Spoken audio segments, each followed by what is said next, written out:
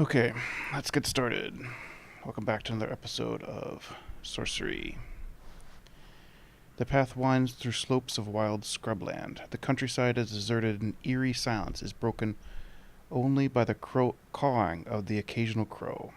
The birds appear to pause in air to examine you as they pass. They make you uneasy as if you were an intruder in their presence.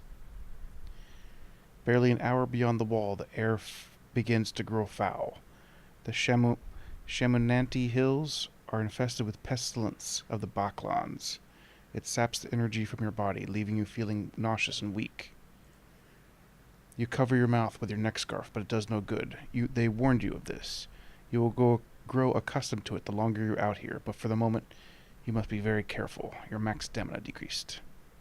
So now we have 10 out of 10.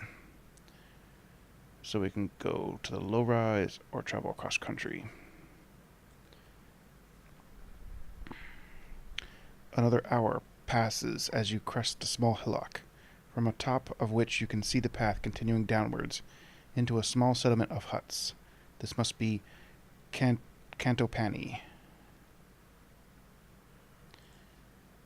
From the distance, it's hard to make out much about the town, except that it must be desperately poor. The fields on either side are brown with caked mud, with the few pent animals, are thin and wizened like thirsty vines. No wonder the Sightmaster warriors don't trouble themselves to protect this place. There is nothing here to protect. Let's go into the village. Of course, if you were scared of a town like Cantopani, then you could not hope to survive in Kahabad proper. You follow the path down into town. These round huts are made of a hard-baked bright clay, and the roofs are thinly thatched. As you pass, your eyes appear at dark doorways, tracking your every move. For a moment, it seems like this will be all you see of the town's inhabitants, but then a villager appears from one of the dwellings and blocks your path. He is 5 feet tall. They cannot grow much taller out here in this poisonous air. He has thick-set arms and thighs, and is half clothed in tattered breeches. His eyes are wild, and his long red hair and beard stand out from his face in a wiry tangle. "Halt, stranger," he commands. "What business have you in Cantopani?" "Want to buy equipment." He grunts, but you can see he is pleased. With emotion, he encourages you to follow, taking you through the village to a large hut.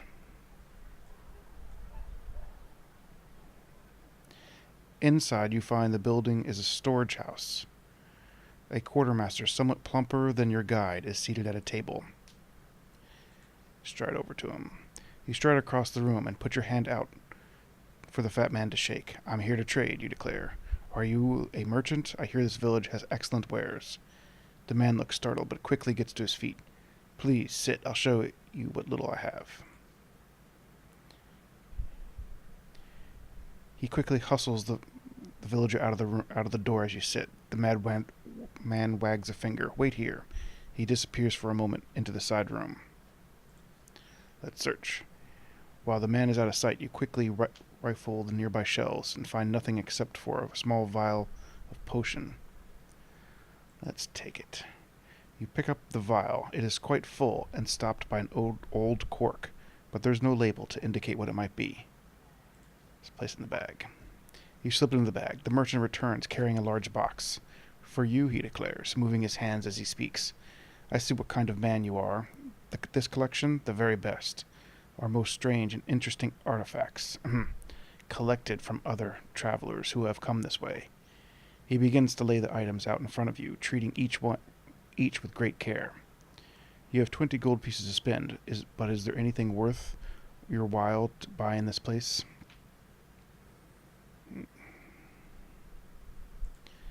Musical pipe. You pick up a bamboo pipe off the table, carved with split reed and 6-finger holes. 3 gold pieces, the merchant says. "I can't promise you it has any magic, but it may well cheer you up." I think you need a bamboo pipe for the spell jig, so it's probably worth buying it. Spell jig allows you to make make monsters dance. You hand him 3 gold pieces and he thanks you with a nod. You place the pipe into your bag. Please, the merchant says.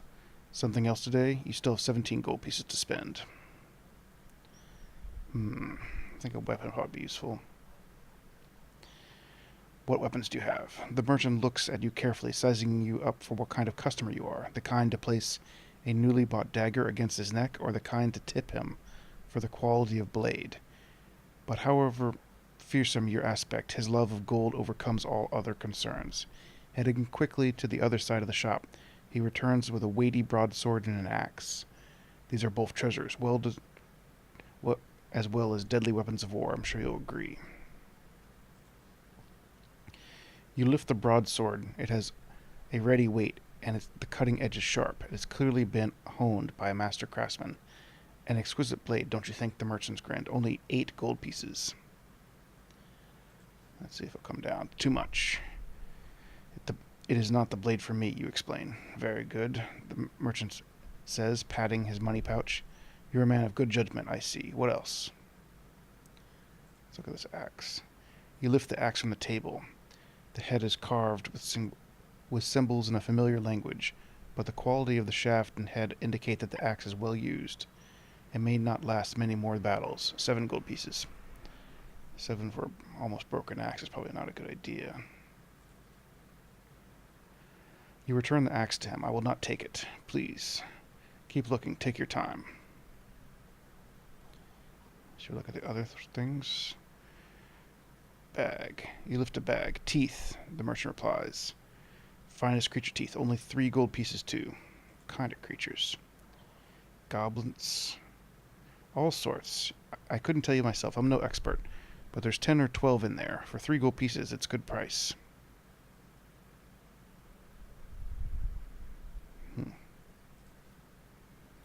Only a sorcerer would buy teeth. And tricking a sorcerer is a fool's game. So no, I'm not trying to trick you. Will you buy the bag or not? It's probably a good idea, but I think if you buy too much stuff, he doesn't let you buy other things.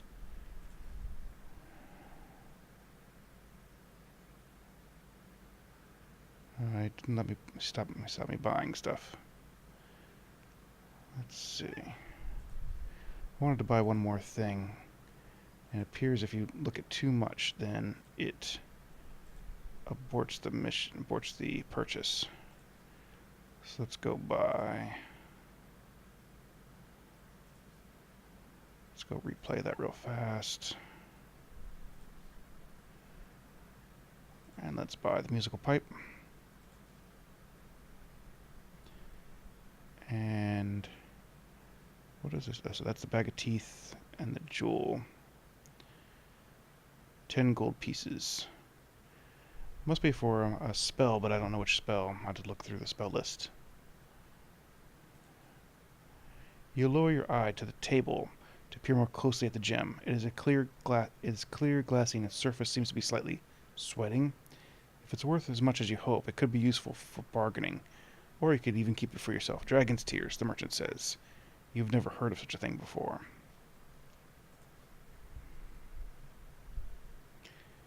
So I wonder if you can look at your spell book right here.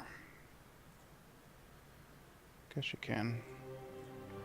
Dragon's tears, gold piece, goblin's teeth. So this allows you to create goblins and create a giant.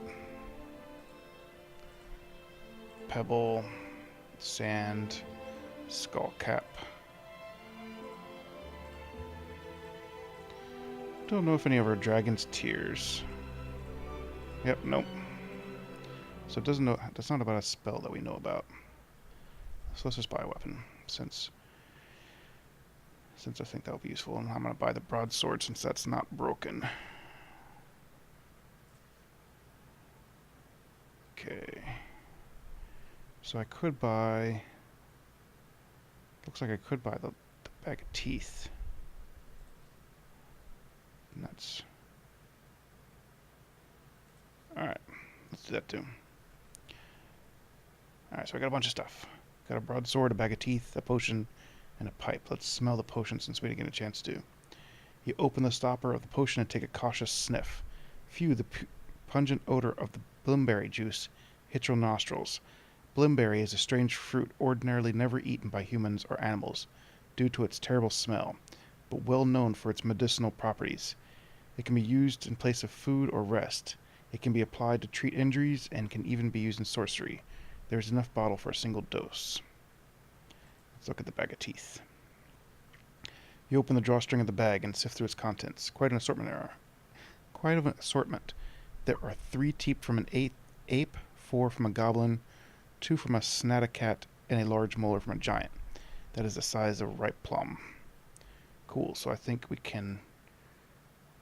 So we have a giant and goblin spell. I don't think we can use the other teeth. Anyway, let's keep going. Okay. You head out of Cantapani and along the path of the Shemitani Hills.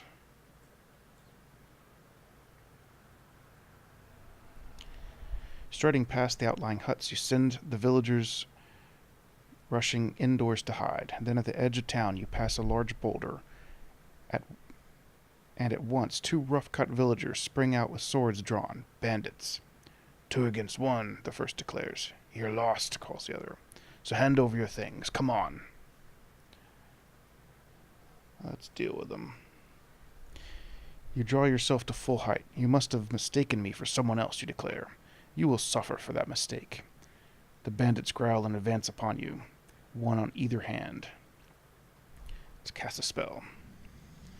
Well, we did just get a bamboo flute, so I think that would be good. We could cast probably some other goofy spells. But I think Jig is probably a good one.